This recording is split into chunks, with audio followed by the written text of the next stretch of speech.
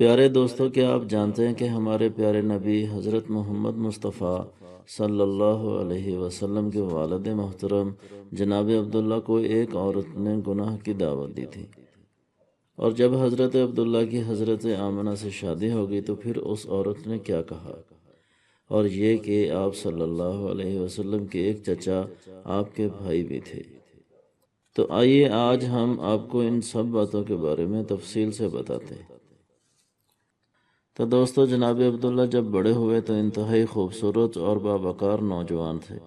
آپ کے والد جناب عبد المطلب نے آپ کی شادی کا ارادہ کیا اور قبیلہ بنو زہرہ میں وہب بن عبد مناف کی صاحبزادی، جو اس وقت اپنے چچا وہیب کے پاس زیر تربیت تھی، ان سے حضرت عبداللہ کے نکاح کا پیغام دیا، اور خود وہیب کی صاحبزادی جس کا نام حالہ تھا، ان سے جناب عبد المطلب نے اپنے نکاح کا پیغام بھیجا۔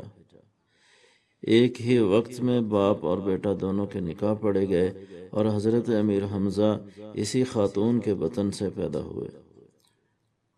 ہمارے نبی صلی اللہ علیہ وسلم اور حضرت امیر حمزہ تقریباً ہم عمر تھے، اور دونوں نے ایک ہی خاتون حضرت صویبہ، جن کو عام طور پر لوگ حضرت صوبیہ کے نام سے جانتے ہیں، جو کہ ابو لہب کی کنیز تھی، ان سے دودھ پیا تھا۔ اسی مناسبت سے آپ صلی اللہ علیہ وسلم اور حضرت امیر حمزہ چچا بھتیجا ہونے کے ساتھ ساتھ آپس میں رضاعی بھائی بھی تھے۔ تو یہاں ایک قابل ذکر واقعہ آپ سے بیان کرتے ہیں کہ ایک دفعہ جناب عبداللہ راستے سے گزر رہے تھے کہ ایک عورت جس کا نام فاطمہ بنت مرہ تھا، وہ ایک یہودیہ تھی اور تورات کی عالمہ تھی۔ وہ حضرت عبداللہ کو دیکھتے ہی ان پر فرفتہ ہو گئی اور انہیں گناہ کی دعوت دی۔ یہ دعوت صرف دعوت گناہ ہی نہیں تھی، بلکہ اس نے کہا کہ میں بدلے میں آپ کو 100 اونٹ بھی دوں گی۔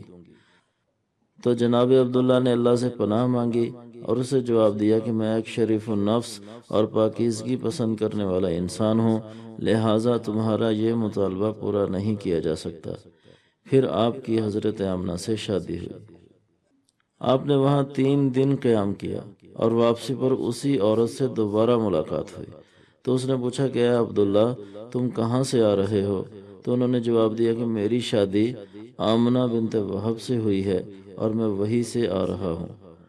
تو اس نے کہا کہ اے عبداللہ، مجھ کو فاحشہ عورت خیال نہ کرنا، بلکہ میں نے تمہاری پیشانی میں ایک نور دیکھا تھا، میری خواہش تھی کہ وہ نور مجھ میں منتقل ہو جائے، تو اس لیے میں نے تمہیں وہ پیغام بھیجا تھا، لیکن اس نور کو اللہ نے جہاں چاہا وہاں منتقل فرمایا۔ تو دوستو، یہ تھا واقعہ ہمارے پیارے نبی صلی اللہ علیہ وسلم کے والد محترم کی پاکیزگی کا۔ سیرت النبی صلی اللہ علیہ وسلم کے سلسلہ میں ہماری اگلی ویڈیو تک ہمیں اجازت دیں۔ السلام علیکم ورحمۃ اللہ وبرکاتہ۔